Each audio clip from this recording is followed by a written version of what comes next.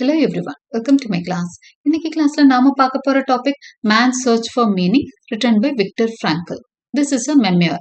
இது first semester ஸ்டூடெண்ட்ஸ்க்கு life writings பேப்பர்ல பிரிஸ்கிரைப் பண்ணப்பட்டிருக்கிற ஒரு topic. Before getting into the class a kind request, நம்ம சேனல் இன்னும் சப்ஸ்கிரைப் பண்ணலைன்னா சப்ஸ்கிரைப் பண்ணுங்க, உங்க ஃப்ரெண்ட்ஸ்க்கும் ஷேர் பண்ணுங்க, சஜஸ்ட் பண்ணுங்க. Thank you. So Victor Frankl's man's search for meanings journey through suffering and hope அப்படிங்கிற டாபிக்ல இன்னைக்கு எஸ்ஸே நம்ம படிக்க போறோம்.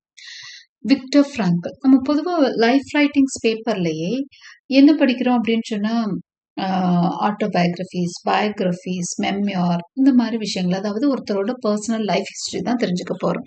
ஒன்று ஆட்டோபயோகிராஃபியா அவங்களே சொல்லியிருப்பாங்க, இல்லைன்னா பயோகிராஃபியாவும் மெம்யாரும் ஆட்டோபயோகிராஃபியோட சேர்ந்தது தான்.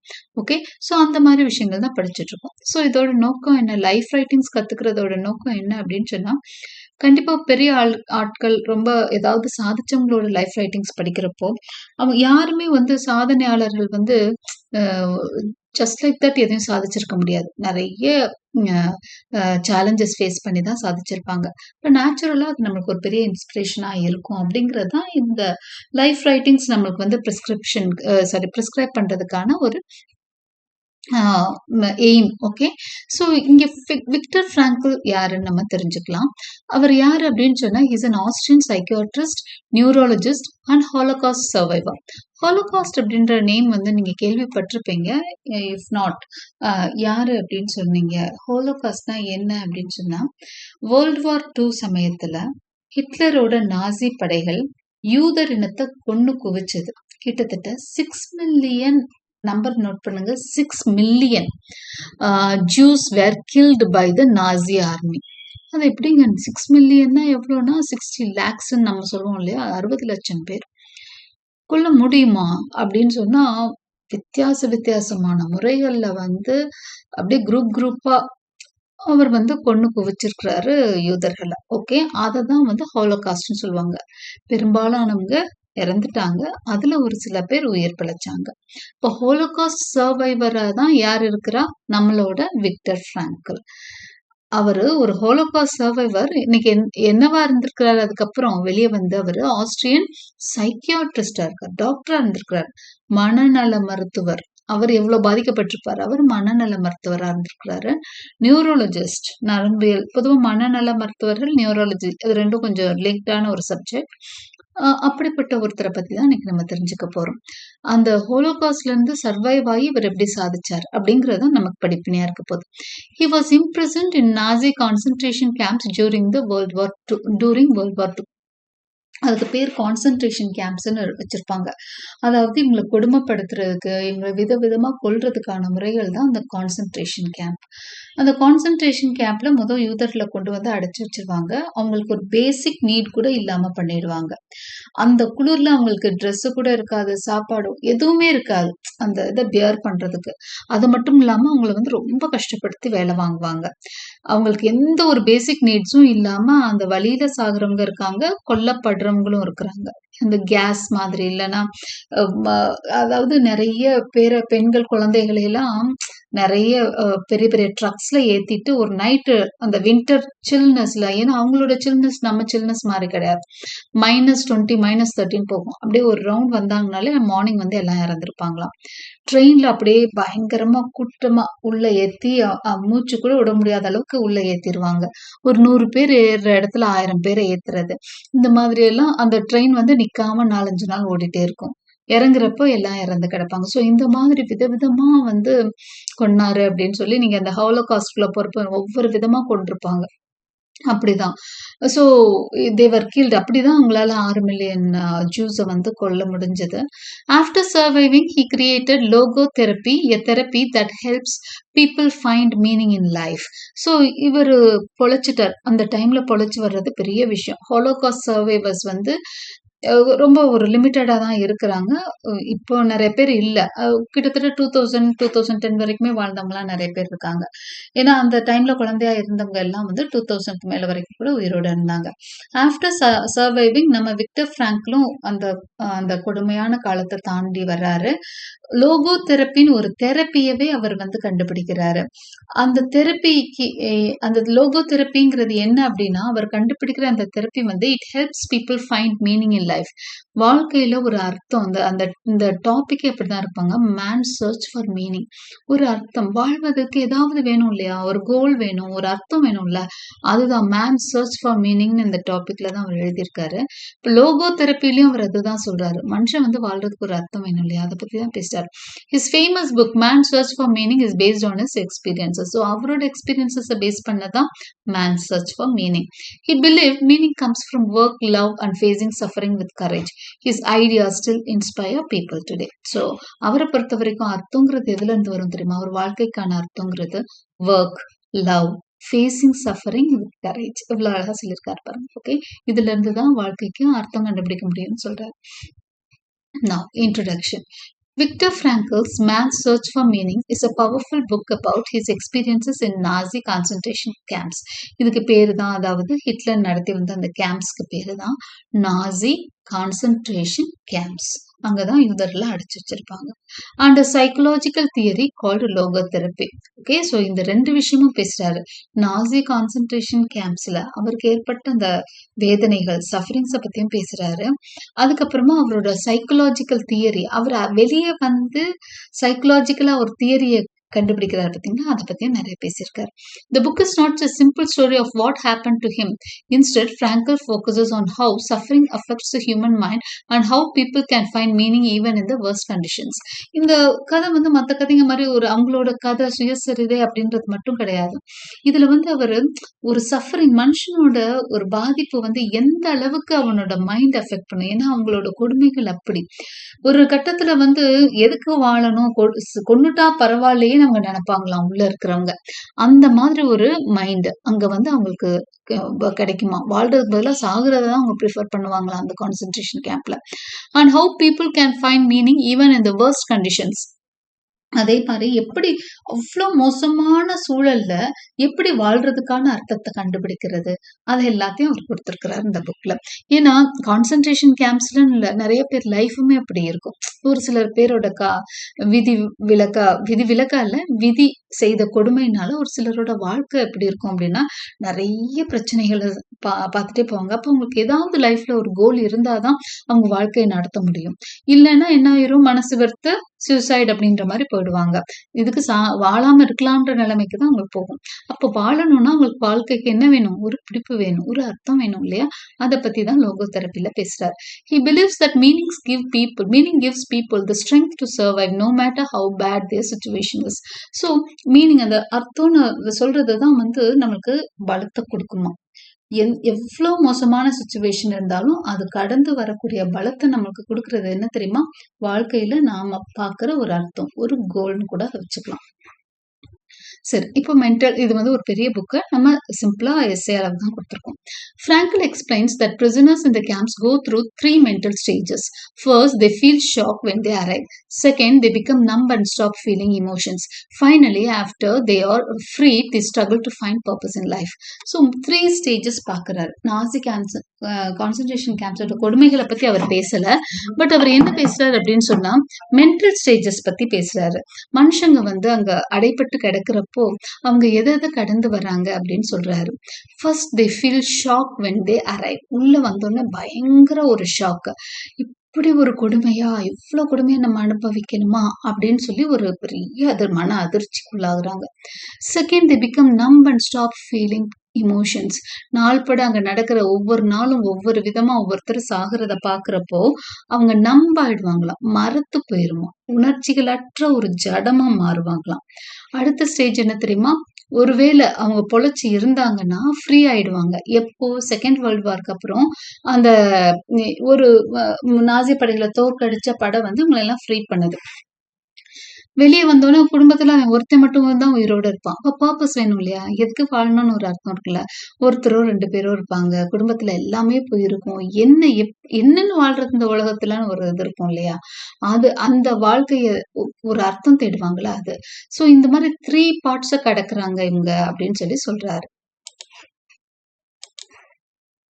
So that is it. Okay, அதை தான் 3 ஸ்டேஜஸாக சொல்கிறாரு. இந்த first part of the book experiences in a concentration camp he describes how many prisoners lost hope and became indifferent. So அவரோட புக்கு வந்து நிறைய பேஜஸ் உள்ளதுன்னு சொன்னேன். நம்ம சும்மா ஒரு எஸ்ஸேக்கானது மட்டும்தான் நான் கொடுத்துருக்குறேன்.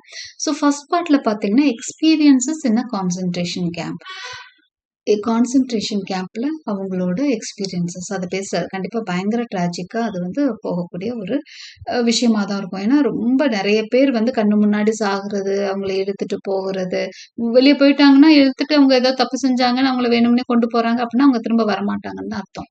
அவங்கள வந்து கொல்ல போறாங்கன்னு அர்த்தம். ஸோ நிறைய அந்த அவர் அந்த உள்ள வந்து அவ்வளோ அனுபவங்கள் அவருக்கு உண்டு. He describes how many prisoners lost hope and became indifferent. அதுல நிறைய பேர் என்ன ஆவாங்கன்னா அப்படியே நம்பிக்கை இழந்து வித்தியாசமா பிஹேவ் பண்ண ஆரம்பிச்சிருவாங்க, பைத்தியக்கார மாதிரி. ஓகே, நம்ம ஒரு சின்ன சின்ன விஷயமே நம்மளால தாங்க முடியல. அவங்க எல்லா குடும்பத்தை இழந்து கண்ணு முன்னாடி எல்லாம் இறந்திருப்பாங்க. அதுக்குள்ள அங்க உட்கார்ந்துட்டு நம்ம வாழ்றதோட நம்மளே கொன்னுட்டா பரவாயில்லன்றப்போ அப்போ அவங்க இன்டிஃபரண்டா பிஹேவ் பண்ண ஆரம்பிப்பாங்களா, அதெல்லாம் பாக்குறாரு. However, he managed to keep himself from falling into despair by finding meaning in his suffering. ஆனா அவர் வந்து ரொம்ப உறுதி எடுத்துட்டார், நான் வாழ்ந்தாகணும், இந்த சோதனை காலகட்டத்தை கடந்தாகணும்னு அவர் தனக்குள்ள வந்து இது பண்ணிக்கிட்டாரு. ஃப்ரம் ஃபாலிங் இன்டு டிஸ்பேர், விரக்தியில நம்ம விழுகக்கூடாது அப்படின்னு முடிவெடுத்துட்டாரு. he by finding meaning in his suffering, இந்த சஃபரிங் நமக்கு ஒரு அர்த்தத்தை கொடுக்கும், இதுல இருந்து கடந்து போனோம்னா நம்ம ஜெயிக்கலாம் அப்படிங்கிற மாதிரி ஒரு மனசுக்குள்ள அவர் ஒரு அர்த்தம் பண்ணிட்டார். Finding meaning in life. சரி, வாழ்க்கையில் அவர் என்ன அர்த்தம் கண்டுபிடிச்சார்? Frankl's main idea is that life's biggest goal is to find meaning. So அவர் என்ன சொல்றாரு தெரியுமா? வாழ்க்கையோட மிகப்பெரிய லட்சியமே வாழ்க்கைக்கு ஒரு அர்த்தத்தை கண்டுபிடிக்கிறது தான். அதுதான் இந்த மாதிரி நம்ம ஒவ்வொருத்தரும் முடிவு எடுத்துட்டோம்னா நம்ம வாழ்க்கையில ஏதாவது சாதிச்சிருவோம் இல்லையா? உன்னோட கோலே ஒரு பெரிய விஷயத்த, ஒரு நல்ல ஒரு அர்த்தத்தை கண்டுபிடிக்கிறது, ஒரு மிகப்பெரிய விஷயத்த சாதிக்கிறது அப்படின்னு ஒரு மீனிங் ஒன்று கண்டுபிடிங்க. If a person finds meaning he can survive anything. வாழ்க்கையில நான் வாழ்ந்து இவ்வளவு விஷயம் செய்ய போறேன், என் குடும்பத்தை காப்பாற்ற போறேன், எதையோ ஒண்ணு நம்ம எடுத்துக்கிறோம் அப்படின்னு சொன்னா அர்த்தத்தை அங்க கண்டுபிடிச்சோம்னா he can survive anythingங்கிறார். எதையும் நம்ம தாண்டி போகலாங்கிறார். இந்த camps Frankl made a choice. he would not give up. அப்ப கேம்ப்ல இருக்கிறப்போ அந்த கொடுமையிலையும் அவர் ஒரு உறுதி பூண்டார். he would not give up. நான் மனசு தளர போறது இல்லைன்னு ஒரு முடிவெடுத்தார். instead of letting suffering destroy him, he used to make it himself a better person. ஒரு பிரச்சனை வந்து அவர் அழிக்க விடல. அவர் அதுக்கு பதிலா என்ன பண்ணாரு? பிரச்சனைகளை அழிச்சாரு. என்ன பண்ணாரு? he used it to make himself a better person. அந்த பிரச்சனைகளை கொண்டு தன்னை மிகச்சிறந்த மனிதனாக்கினார். இந்த பிரச்சனையில் வர வர தன்னைத்தானே செதுக்கிக்கிட்டார். அவர் வந்து பெட்டர் பர்சன் ஆனார். he believed that while people cannot always control what happens to them, they can control how they react. so அவர் என்ன நம்பினார் அப்படின்னா, பீப்புள் வந்து when they cannot always control what happens to him, நம்ம நிறைய விஷயம் நம்ம கண்ட்ரோல்லே இல்லை, வீதி நம்ம கண்ட்ரோல்ல இல்லை, நிறைய விஷயம் மனுஷனுக்கு நடக்கிற நிறைய விஷயம் நார்மலா போயிட்டே இருக்கும். திடீர்னு பாத்தீங்கன்னா லைஃபே அப்சைட் டவுன் ஆன மாதிரி இருக்கும் நிறைய பேரோட லைஃப்ல. நம்ம பார்ப்போம், நிறைய ஆக்சிடென்ட்ஸ் பார்ப்போம். புயல் வருது, வெள்ளம் வருது, சுனாமி வருது, நிலச்சரிவு வருது. நேத்து வரைக்கும் நல்லா இருந்திருப்பாங்க, காலையில வரைக்கும் சூப்பரா போயிட்டு இருந்த லைஃப் அப்படியே அப்சைட் டவுனா மாறும், எல்லாமே இழந்து நிற்பாங்க. ஸோ அந்த மாதிரி பீப்புளோட லைஃப்ல நடக்கிறதெல்லாம் அவங்க கண்ட்ரோல்ல கிடையாது. தே cannot control how they react. அவங்க அந்த நேரத்துல எப்படி ரியாக்ட் பண்றாங்கன்னு சொல்ல முடியாது. Even in the worst moments they have the power to choose their attitude. ஆனா அந்த மாதிரி நேரத்துல கூட நம்ம நல்ல ஆட்டிடியூடோட இருக்க முடியும் அப்படின்னு சொல்றாரு. ஓகே, ஸோ அது எப்படி அப்படிங்கிறதையும் சொல்றாரு. the 3 ways to find meaning. இப்போ வாழ்க்கையில அர்த்தம் கண்டுபிடிக்கிறதுக்கு 3 வழிகளை சொல்றாரு. Frankl says that there are 3 ways to find meaning in life. Through work. எது மூலமாலாம் மீனிங் கண்டுபிடிக்க முடியும்னு அவர் சொல்றாருன்னா, ஒர்க் மூலமா, நம்ம செய்யற வேலைகள் மூலமா. This means creating or achieving something important. அதான் சொன்னேன், ஒரு நல்ல ஒரு கோல் செட் பண்றது, பெரிய கோலா இருக்கணும். சின்னது அந்த சின்ன சின்ன விஷயத்தை எல்லாம் கோல்னு நம்ம சொல்ல முடியாது இல்லையா? கோல்னாலே பெரிய விஷயமா இருக்கணும், பெருசா அச்சீவ் பண்ணணும்னு நினைக்கணும். அப்படி நினைச்சிட்டோம், ஒரு கோல் மனசுல செட் பண்ணிட்டோம்னா நமக்கு தூக்கம் வராது, அதை பத்தியே சிந்தனைகள் ஓடிட்டு இருக்கும். அதை அச்சீவ் பண்றதுக்கு என்னென்னலாம் பண்ணணுமோ அதெல்லாம் பண்ணலாம். அப்போ த்ரூ ஒர்க் மூலமா நீ வாழ்க்கையில ஒரு அர்த்தம் கண்டுபிடிக்கலாம். த்ரூ லவ், இது நிறைய பேர் நம்ம பண்ணிட்டு தான் இருக்கோம். பட் அதுலயும் நிறைய சோர்ந்து போயிடும் இல்லையா? This can be love for another person like a family member or a partner. எப்படி அப்படின்னா, லவ்னா காதல் மட்டும் கிடையாது. இப்போ ஃபார் எக்ஸாம்பிள் ஒரு ஒரு வீட்டு தலைவன்னா நிறைய பிரச்சனைகள் வந்தா கூட என் மனைவிக்காகவும், என் குழந்தைங்களுக்காகவும், இல்ல என் குழந்தைங்களுக்காக, இல்ல எங்க அம்மா அப்பாவுக்காக, யாரோ ஒருத்தருக்காக, அவங்க மேல் உள்ள அன்பின் காரணமா நான் அந்த பிரச்சனைகள தாண்டி வருவேன். அவங்க முன்னாடி நான் என்ன பண்ணுவேன்? தலை நிமிர்ந்து நிப்பேன். இல்லன்னா அவங்கள சந்தோஷமா வாழ வைப்பேன்னு நெனைக்கிறது. அப்போ ஒர்க் மூலமா உங்களுக்கு அர்த்தத்த கண்டுபிடிக்கலாம். லவ் மூலமா கண்டுபிடிக்கலாம். த்ரூ சஃபரிங் பிரச்சனைகள் மூலமாவும் நீங்க அர்த்தத்த கண்டுபிடிக்கலாங்கிறார். If a person faces suffering with dignity and courage he can turn pain into something meaningful. எந்த ஒரு மனுஷன் வந்து சஃபரிங்க அப்படியே அழுது புலம்பி தவிக்காம ஒரு அழகா ஹேண்டில் பண்றானோ, ஓகே, ஒரு தைரியமா அழகா பிரச்சனை வந்துருச்சு, ஆமா வந்துருச்சு, அதுக்காக சொன்னீங்க போய் உட்கார்ந்துட முடியுமா? இல்ல, நான் இத கடந்து வருவேன் அப்படின்னு தைரியமா ஃபேஸ் பண்றவன் he can turn pain into something meaningful அப்படிங்கிறார். பெயின் வலிகள ஒரு அர்த்தமுள்ளதாக ஆக்க முடியும். அந்த பெயின்ல இருந்து கடந்து அழகா வெளிய வந்து ஒரு நல்ல அற்புதமான விஷயத்த உண்டாக்க முடியும்னு சொல்றாரு. சோ இந்த 3 வழி மூலமா நீங்க என்ன பண்ணலாம்? You can find meaning in life அப்படிங்கிறாரு. Meaning through work, love and suffering. In camps Frankl used all three. சரி, இவர் சொல்லிட்டாரு. இத வந்து அவர் பிராக்டிஸ் பண்ணாரா அப்படின்றத அடுத்து பார்க்கிறோம். In the camps Frankl used all three methods to keep his will to live strong. ஏன் அவர் இந்த லோகோ தெரப்பின்னு சொல்றது அதுதான். வாழ்க்கையில அர்த்தம் கண்டுபிடிக்கிறதுன்னு அதுக்கு ஒரு டேர்ம் வச்சு அவர் தான் கிரியேட் பண்ணதான் இந்த டேர்ம் லோகோ தெரப்பி. சோ அவர் என்ன பண்றாருன்னா, கேம்ப்ல இருந்த வரைக்கும் இந்த 3 மெத்தடையும் யூஸ் பண்ணி தான் வாழ்ந்தேன் அப்படின்னு சொல்றாரு. நான் வாழ்க்கையில எனக்கு உயிரோட அதாவது பின்னாடி 1997ல அவர் இறந்துட்டாரு. பட் இந்த புக் எழுதுறப்ப அவர் அதான் சொல்றாரு. இன்னைக்கு நான் உயிரோட இருக்கேன்னா அதுக்கு காரணம் இதுதான் சொல்றாரு. He dreamed of rewriting his manuscript on logotherapy, logotherapy, which the Nazis had taken from him. அதாவது இவரு இந்த ஏன்னா 1905ல பிறந்தவரு. இவர் உள்ள வர்றதுக்கு முதவே இவர் வந்து டாக்டர் படிப்பெல்லாம் படிச்சு லோகோ தெரப்பி பத்தி ஒரு இனிஷியல் ஒரு ஆராய்ச்சி எல்லாம் பண்ணி கட்டுரையெல்லாம் எழுதிட்டாரு. அப்போ இந்த நாசிஸ் வந்து அவர்கிட்ட இருந்ததெல்லாம் எடுத்துட்டு போயிட்டாங்க. ஆனா அத திரும்ப எழுதணும் அப்படின்னு அது மனசுக்குள்ள ரிவைவ் பண்ணிக்கிட்டே இருக்காரு. This cave him purpose. நம்ம என்ன எழுதணும், அதை மறந்துடக்கூடாது, அது திரும்ப வந்து அதை பெட்டரா பண்ணணும் அப்படிங்கிற மாதிரி எல்லாம் யோசிக்க ஆரம்பிச்சிட்டார். He also found hope in love. Even though he did not know if his wife was still alive, the image of her gave him strength. அடுத்த விஷயம் என்னன்னா காதல். அன்புக்காகவும் அவர் வாழ்ந்தாராம். ஒண்ணு ஒர்க்க செய்யணும்னு வாழ்ந்தாரு. லோகோ தெரப்பிய திரும்ப எழுதணும்னு நினைச்சாரு. அடுத்ததா காதல், அன்பு. அவர் அவங்க ஒய்ஃப், ஏன்னா ஆண்களையும் பெண்களையும் தனியா பிரிச்சுதான் வைப்பாங்க. சோ ஒய்ஃப் வந்து தனியா இருக்காங்களா, உயிரோட இருக்காங்களா என்னல்லாம் அவருக்கு தெரியாது. ஆனா அவளை பத்தி நினைச்சாலே அவருக்கு ஒரு தைரியம் வருது. அவ இருப்பா, அவளுக்காக நான் வாழணும், அவளும் வெளியே வருவா. இந்த மாதிரி ஒரு விஷயத்தினால அவர் பூஸ்டப் பண்ணிக்கிட்டாரு. Finally he gave meaning to his suffering by seeing it as a challenge to become a better person. அடுத்தது அவர் என்ன நினைச்சாரு, இந்த சேலஞ்சஸ் எல்லாம் கடந்து நான் வெளியே போறப்போ ஒரு ரொம்ப பெட்டர் பர்சனா போவேன்னு நினைக்கிறார். சோ இந்த லோகோ தெரப்பிய இவர் தன்னோட வாழ்க்கையில எல்லாம் வந்து என்ன பண்றாரு, பிராக்டிக்கலா கொண்டு வரார். Personal responsibility and purpose. Frankl believed that everyone has a unique role in life. Every person has a job or duty that only he can fulfill. It is up to each person to find this purpose. அப்புறம் என்ன சொல்றாரு, ஒருத்தர் வாழ்க்கை மாதிரி ஒருத்தர் வாழ்க்கை இருக்காது இல்லையா? இப்போ ஒவ்வொருத்தரோட வாழ்க்கையை பத்தி அவங்களுக்கு தான் தெரியும். அவங்க தான் என்ன பண்ணணும், ஒவ்வொருத்தருக்கும் யூனிக் ரோல்னா என்ன, தனித்துவமானது ஒவ்வொருத்தரோட வாழ்க்கையும் அவங்களோட பொசிஷனும். அப்ப அவங்களுக்கான அர்த்தம் என்னங்கிறத அவங்கவுங்க தான் கண்டுபிடிக்கணும். அவங்க தான் அந்த ரெஸ்பான்சிபிலிட்டியை எடுத்துக்கணும் அப்படிங்கிறார். It is up to each person to find this purpose. அந்த கோலை நீங்க தான் கண்டுபிடிக்கணும். He argues that people should not try to find the general meaning of life. பொதுப்படையான ஒரு பர்பஸோ ஒரு அர்த்தமோ எல்லாம் யாரும் கொடுக்க முடியாதுங்கிறார். Instead they should look for meaning in each moment. ஒவ்வொரு மொமெண்ட்டும் நீங்க மீனிங்கை தேடுங்க, உங்களுக்கு கிடைக்குங்கிறார். Logotherapy, the search for meaning. The second part of the book, so நம்ம ஃபர்ஸ்ட் பார்ட்ல அவர் என்ன சொல்லியிருக்கிறாரு, கான்சன்ட்ரேஷன் கேம்ப்ல அவர் என்ன பண்ணாரு, அந்த புக் எழுதினாரு, தொலைஞ்சிருச்சு, திரும்ப எழுதணும்னு நினைக்கிறாரு, இதை பத்தி எல்லாம் பேசிட்டாரு. Second part of the book வந்து லோகோ தெரப்பி. அதுல என்ன சொல்றாருன்னா, in a nutshell he explains his psychological ideas in more detail. அதாவது லோகோ தெரப்பி அந்த சைக்கலாஜிக்கல் இஷ்யூஸ் பத்தி நிறைய பேசுறார். Frankl talks about the will to meaning, which is the deep human desire to have a meaningful life. அப்ப அவர் இந்த பார்ட்ல அவர் அதிகமா பேசுறது will to meaning, அர்த்தத்தை கண்டுபிடிப்பதற்கான ஆசை. முதல்ல நீ ஆசைய வளர்த்துக்கணும். நான் இந்த வாழ்க்கையில ஒரு அர்த்தம் கண்டுபிடிப்பேன்னு ஒரு ஆசைய வளர்த்துக்கணுங்கிறார். அதுதான் வந்து desire to live a meaningful லைஃப்ங்கிறார். நம்ம ஆசைப்படணும். அ வா நம்ம வாழ்க்கை அர்த்தத்தோட வாழணும்னா, நீ அதுக்கு ஆசைப்படணும். அர்த்தத்த கண்டுபிடிக்கணுங்கிறார். When people cannot find meaning, they suffer from existential frustration. This can lead to mental health problems. வாழ்க்கையில நீ ஒரு அர்த்தமும் கண்டுபிடிக்கலன்னா, எதுக்குடா வாழ்க்கை? என்னடா வாழ்க்கை இதுன்னு ஒரு எக்ஸிஸ்டென்ஷியல் ப்ராப்ளம் வரும் அப்படிங்கிறாரு.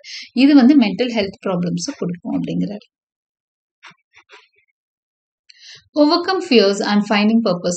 To help people, Frankl uses a technique called paradoxical intention. இதெல்லாம் செகண்ட் பார்ட்ல வர்றது. Paradoxical intention ஒரு டெக்னிக்கையும் இதுல பேசுறாரு.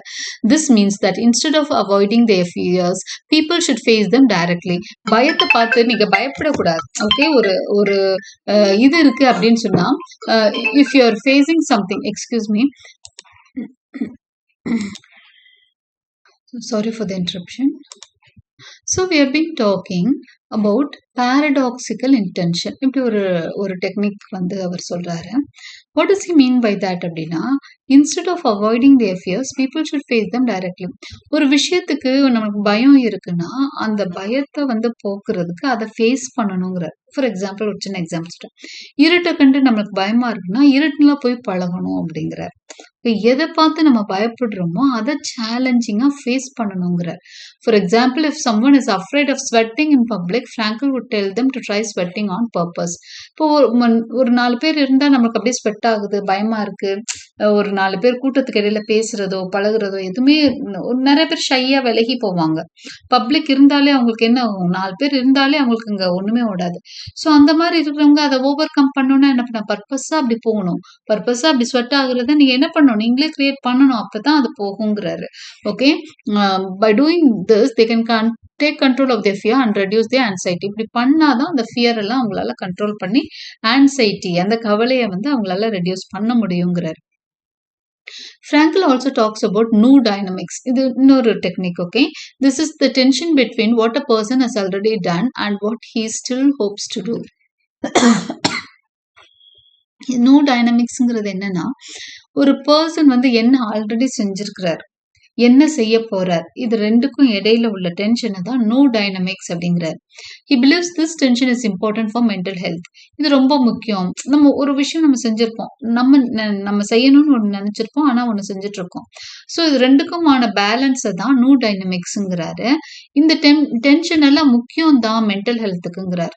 ஒரு விஷயத்த வந்து நம்ம பயப்படுற விஷயத்த பார்த்து ஒதுங்கி போக கூடாது, அதை ஃபேஸ் பண்ணணும்னு சொன்னாரு. அப்ப அந்த டென்ஷனும் வேணுங்கிறார். ஓகே, அப்பதான் மென்டல் ஹெல்த் ப்ராப்பரா இருக்கும், மென்டலா நம்ம வலிமை பெறுவோம் அப்படின்னு சொல்றாரு. If people do not have goals to work toward, they lose their sense of purpose. ஒரு கோல் இருக்கணும், இதை சாதிக்கணும், அதை நோக்கி நான் பயணப்படணும் அப்படின்னு இருந்து இந்த பிரச்சனைகளை ஃபேஸ் பண்ணா மட்டும்தான் நம்ம லைஃபுக்கு ஒரு அர்த்தம் கிடைக்கும், மென்டல் ஹெல்த்தே ப்ராப்பரா இருக்கும் அப்படிங்கிறாரு. இல்லைன்னா அந்த சென்ஸ் ஆஃப் பர்பஸ் நம்ம விட்டுருவோம் அப்படிங்கிறார். Humanities capacity for good and evil. At the end of the book, Frankl reflects on the nature of humanity.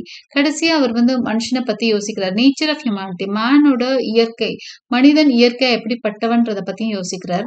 He says man is that being who invented the gas chambers at Auschwitz. However, he is also that being who entered those gas chambers upright with the Lord's Prayer or the Shema Israel on his lips. அடுத்ததா அவர் அந்த கொடுமைகளை பத்தி, concentration கேம்ப்ஸ்ல அவர் அனுபவிச்ச கொடுமை, அதாவது நான் சொன்னேன் இல்லையா, பல விதமா கொல்லுவாங்கன்னு. அதுல ஒண்ணு வந்து கேஸ் சேம்பர்ஸ். அதை பத்தி நீங்க ஆல்ரெடி கேள்விப்பட்டிருப்பீங்க. கேஸ் சேம்பர்ஸ்குள்ள உள்ள அனுப்பி அந்த பாய்சனஸ் கேஸ அவங்களுக்கு என்ன பண்ணுவாங்க, ஒரு பெரிய பெரிய ரூம்ல வந்து ஆயிரக்கணக்கான மக்களை அடைச்சு அதுக்குள்ள கேஸ் விஷ வாயுவை உள்ள செலுத்தி அவங்கள வந்து கொல்றது. இது ஒரு யுக்தியா நிறைய பேரை கொல்றதுக்கு நம்ம இவர் ஹிட்லர் பயன்படுத்தின ஒரு யுக்தி தான் அது. ஓகே, ஸோ அவர் என்ன சொல்றாருன்னா, ஆஸ்விட்ச்ன்ற இடத்துல கேஸ் சேம்பர்ஸ் வச்சிருந்து அதுல நிறைய பேரை கொண்டு வச்சார். அப்போ அவர் என்ன சொல்றாருன்னா, இயற்கைய மனுஷனுடைய மனசு எப்படிப்பட்டது, இயற்கையில மனுஷன் எப்படிப்பட்டவன்றதை பத்தி யோசிக்கிறப்ப என்ன சொல்றான், அந்த மாதிரி கேஸ் சேம்பர்ஸ கண்டுபிடிச்சவனும் மனுஷன்தான். ஓகே, அதுக்குள்ள தைரியமா நுழையிறவனும் மனுஷன் தான் அப்படிங்கிறார். பொதுவா மனுஷனோட அந்த குணத்தை பத்தி பேசுறப்போ, man is that being who invented the gas chamber. So invent பண்ணவனுக்கு தெரியும் இல்லையா, நம்மள மாதிரி ஒரு சில பேரை கொல்றதுக்கு தான் இது யூஸ் ஆக போகுதுன்னு தெரியுது இல்லையா, தெரிஞ்சுதானே அவன் கண்டுபிடிக்கிறான். அப்ப அதை கண்டுபிடிக்கிறவன் அவன் தான். However, he is also that being who entered those gas chambers upright. தைரியமா அப்படியே நெஞ்ச நிமித்திட்டு உள்ள போனவனும் அவன் தான். With the Lord's prayer or Shema Israel on his lips. அவங்களோட அந்த கடவுளோட அந்த ஜூயிஸ்டோட பிரேயரை சொல்லிக்கிட்டே உள்ள போனவங்க அவங்க தான் அப்படிங்கிறான். This means that humans are capable of both great evil and great courage. அப்ப என்ன சொல்றாரு அவருன்னா, மனுஷன் வந்து ரொம்ப மோசமானவனாவும் இருக்கான், கிரேட் ஈவில் பண்றவனாவும் இருக்கான், அதே மாதிரி கிரேட் கரேஜோடையும் இருக்கான், பயங்கர வலிமை பெற்றவனாவும் இருக்கான். மனசுல வந்து அவனை மாதிரி வலிமையுடையவனை பார்க்கவே முடியாதுன்னு சொல்றாரு. No one is born evil. ஆனா எந்த மனுஷனும் பிறக்கிறப்ப கெட்டவனா பிறக்கிறதே இல்லை. Every person has the ability to choose his actions and attitudes. ஆனா பிறந்து அவன் வளர்றப்ப அவனோட சூழ்நிலைகள், அப்புறம் அவன் வந்து தேர்ந்தெடுக்கிற விஷயங்கள் தான் குட் அண்ட் ஈவில் அப்படின்னு சொல்றாரு. tragic optimism saying yes to life. அடுத்தது tragic optimism, yes to life அப்படிங்கிறார். அந்த இதே பாருங்க, ஆப்டிமிசம். ஆப்டிமிசம்னா என்ன? ஆப்டிமிஸ்டிக்கா இருக்கிறதுனா பாசிட்டிவா இருக்கிறது. சோகத்திலையும் ஆப்டிமிஸ்டிக்கா இருக்கிறது தான் tragic optimism. Saying yes to life, வாழ்க்கைக்கு ஆமாம் ஆம் சொல்வது அப்படிங்கிறார். In his final words Frankl talks about tragic optimism. இது ஒரு அவர் கோட் பண்ண நியூ டைனமிக்ஸ் பத்தி பேசினார். ஃபர்ஸ்ட் என்ன சொன்னாரு? Paradoxical intention. கொஞ்சம் ஹைலைட் கூட பண்ணிடுறேன். அடுத்ததான் நியூ டைனமிக்ஸ் பத்தி பேசினாரு. அதுக்கப்புறம் இது பத்தி ரிஃப்ளெக்ட் பண்றாரு. இதெல்லாம் வந்து செகண்ட் பார்ட்ல ஹி ரிஃப்ளெக்ட்ஸ் ஆன் ஹியூமனிட்டி. ரிஃப்ளெக்ட்ஸ்னா எண்ணி பார்ப்பது, மனிதனுடைய இயற்கையான குணத்தை பத்தி. டிராஜிக் ஆப்டிமிசம்ன்ற வேர்டு யூஸ் பண்றாரு. டிராஜிக் அப்படின்னா சோகம்னு அர்த்தம், ஆப்டிமிசம்னா பாசிட்டிவ்னு அர்த்தம். ரெண்டும் ஆப்போசிட் டேர்ம்ஸ், ரெண்டும் இணைக்கிறாரு பாத்தீங்களா. ஒரு ரெண்டு எதிரும் புதிருமான வார்த்தைகளை ஒன்றிணைச்சு ஒரு வேர்ட் ஆக்குறாரு இந்த இடத்துல. ரொம்ப அழகா இருக்கு இந்த வார்த்தை. எத்தனை சோகத்திலையும் ஆப்டிமிஸ்டிக்கா இருக்கிறது. This is the idea that even in the worst situations people should say yes to life. Okay, மோசமான வாழ்க்கையோட எல்லையில இருந்தாலும் நான் வாழ்வேன், நான் வாழ்ந்து காட்டுவேன்னு சொல்றதுதான் டிராஜிக் ஆப்டிமிசம். அது கண்டிப்பா நம்ம எல்லாருக்குமே வேணும். அந்த வைராக்கியம்னு இல்லையா, வாழ்ந்து காட்டுவேன்ற வைராக்கியம். ஓகே, எவ்வளவு பிரச்சனைகள் வந்தாலும் வாழ்ந்து காட்டுவேன்ற வைராக்கியம். He believes that suffering is a part of life, but it does not have to destroy us. ஆமா, சஃபரிங் வந்து வாழ்க்கையோட ஒரு அங்கம்னு சொல்றாரு. It does not have to destroy us. அதை நம்ம அழிக்கணும்னு தேவை கிடையாது, நம்ம அதுல இருந்தும் தப்பிக்கலாங்கிறார். Instead we can use it to grow and find deeper meaning. நம்ம வந்து நம்மள அந்த சஃபரிங்ஸ் மூலமா நம்மளை வளர்த்துக்கலாங்கிறார். அதை ஒரு தண்ணி மாதிரி நம்மளை பூஸ்டப் பண்றதுக்கான விஷயமா எடுத்துக்கணும். ஒரு எனர்ஜி சோர்ஸா தான் சஃபரிங்கை பார்க்கணுங்கிறார். டீப்பர் மீனிங் லைஃப்ல பார்க்கணும். நல்ல வாழ்றதுக்கான ஒரு ஆழமான அர்த்தத்தை தேடுங்க சஃபரிங்ஸ் மூலமான்ற. Okay, conclusion. பொதுவாகவே சாதிச்சவங்க யார பாருங்க, கஷ்டப்படாம வந்திருக்கவே மாட்டாங்க. கஷ்டம் தான் ஒரு மனுஷனை அழகா ஷேப் பண்ணும். அதனால ஈஸியா லைஃப் போயிட்டே இருக்குதுன்னா நம்மளுக்கு பெருசா இது வராது. ஓகே, சாதிக்கிறதுக்கான அந்த உந்துகோலே வராது. பிரச்சனைகள் வர வர யாருமே கவலைப்படாதீங்க. நீங்க கடவுள் வந்து உங்களை சூஸ் பண்ணிட்டார் பெரிய ஆள் ஆகுறதுக்குன்னு அர்த்தம். நீங்க அதை அப்படியே அழகா, ஆனா என்ன பண்ணும், தோன்றக்கூடாது. அதை அழகா கிராஸ் பண்ணி வெளியே போனீங்கன்னா நீங்க நல்லா சாதிப்பீங்கன்னு அர்த்தம். In conclusion, man's search for meaning is a book about survival. அப்ப இந்த புக் எதை பத்தியது? சர்வைவல் பத்தியது. எப்படியாவது வாழணும், வாழ்றதுக்கான ஒரு பிடிப்பு பத்தி பேசுது. Hope and power of choice, நம்பிக்கை பற்றிய பேசுது இந்த புக்கு. பவர் ஆஃப் சாய்ஸ், நம்மளோட சாய்ஸ் பத்தி, நம்ம எதை தேர்ந்தெடுக்கிறோன்றத பத்தியும் பேசுது. Frankl teaches us that even in the most terrible conditions we can find meaning. அப்போ அவர் என்ன சொல்றாரு?